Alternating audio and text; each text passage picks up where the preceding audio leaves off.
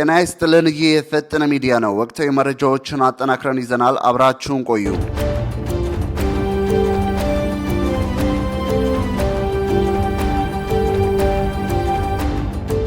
የቴዲ አፍሮ አዲስ አልበምን አስመልክቶ ማክሰኞ ሚያዝያ 6 ቀን 2018 ዓ.ም ሊሰጥ የነበረው ጋዜጣዊ መግለጫን በይፋ መታገዱ ተገለጸ። ቴዲ ከተለያዩ ጋዜጠኞች ጋር የሚያደርገውን ይህንን መግለጫ በቀጥታ ለማስተላለፍ ከአርቲስት ቲቪ ጋር አስቀድሞ ስምምነት ተፈራርሞ ነበር።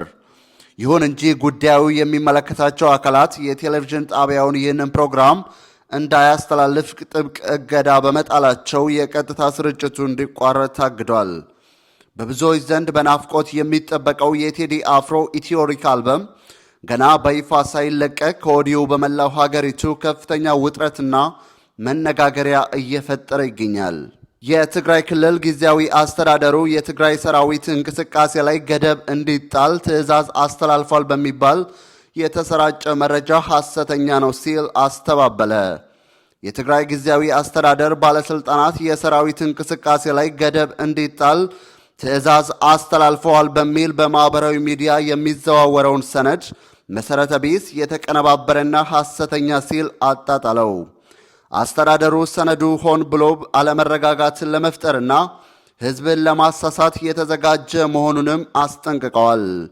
ጊዜያዊ አስተዳደሩ ባወጣው መግለጫ ለአስተዳደሩ ተሰጥቶ የተሰራጨው ደብዳቤ መሰረተ ቢስ ፈጠራና የተለመደ የማጭበርበር ድርጊት ነው ብለዋል።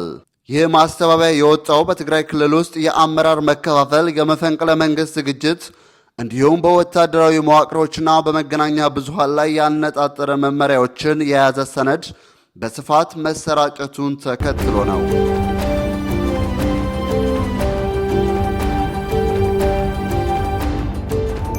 ኢራን በየትኛው ማስፈራሪያና ዛቻ አትንበረከክም። የሀገሪቱ ፓርላማ አሜሪካና ኢራን የመካከለኛው ምስራቅ ጦርነትን ለማስቆም ከ47 ዓመታት በኋላ በፓኪስታን ያካሄዱት የፊት ለፊት የሰላም ውይይት ያለ ስምምነት መጠናቀቁ ይታወቃል።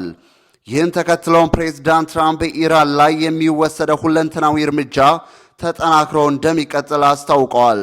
ከዛሬ ጀምሮም በሆርሙዝ ወሽመጥ ላይ የሚከናወንን የመርከብ እንቅስቃሴ እንደሚያግዱ ገልጸው ለዚህም የአሜሪካ ጦር ዝግጁ ነው ብለዋል። የኢራን ፓርላማ አፈ ጉባኤ ሞሐመድ ባጋር ጋልፊ በበኩላቸው ቴህራን አሜሪካ በየጊዜው በምታስተላልፈው የየትኛውም ዛቻና ማስፈራሪያ እጅ አትሰጥም ሲሉ ተናግረዋል። የኢራን አብዮታዊ ዘብ ወደ ሆርሙዝ ወሽመጥ የሚጠጉ የጦር መርከቦች ላይ አስፈላጊውን እርምጃ ለመውሰድ በተጠንቀቅ ላይ እንደሚገኝም አስገንዝበዋል። የፕሬዝዳንቱን ማስጠንቀቂያና የኢራን ምላሽ ተከትለውም የዓለም የነዳጅ ዋጋ በድጋሜ በበርሜል $100 በላይ ማሻቀቡን ቢቢሲ ዘግቧል። የፈጠነ ሚዲያ ወቅታዊ መረጃዎች የሰማችኋቸውን ይመስሉ ነበር። አብራችሁን ስለቆያችሁ እያመሰገንን የፈጠነ ሚዲያን ላይክ፣ ሼር፣ ሰብስክራይብ እንዲያደርጉ እንጠይቃለን። ሰላም ቆዩ።